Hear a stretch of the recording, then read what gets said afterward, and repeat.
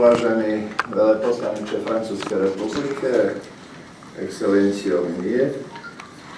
cijenjeni izlagači i stručnjaci za kibernetičku sigurnost, poštovani sudionici foruma, cijenjeni gospodarstvenici, predstavnici privatnog sektora,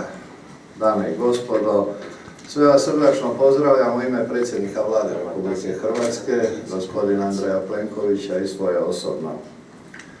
Evo, čuli smo uvodne riječi njegove ekscelencije koje nam ukazuju na činjenicu da Europa kao i svijet se danas suočavaju sa sve većim, bržim i kompleksnim izazovima za kibernetičku sigurnost. Zaštita naših društava,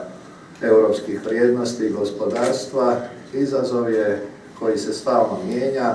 a previranja u kibernetičkom prostoru u obliku sve složenijih prijetnji i napada predstavljaju veliku opasnost sigurnosti, stabilnosti, gospodarskom blagostanju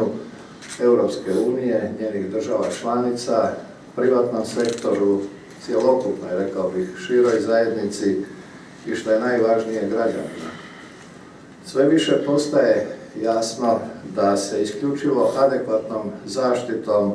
online prostora možemo izboriti za opstanak našeg načina života u današnje digitalno doba, te stoga kibernetičkoj sigurnosti, njenom razvoju i sustavnoj nadogradnji trebamo posvetiti ozbiljniju i zajedničku pažnju i zato pozdravljam organizaciju ove konferencije. Drago mi je da je Hrvatska prepoznata kao zemlja koja ima alate, znanja, vještine i stručnjake sposobne nositi se s ovom vrstom sigurnosnih suvremenih izazova, što je, kao što rekoh, potvrđuje i ovaj današnji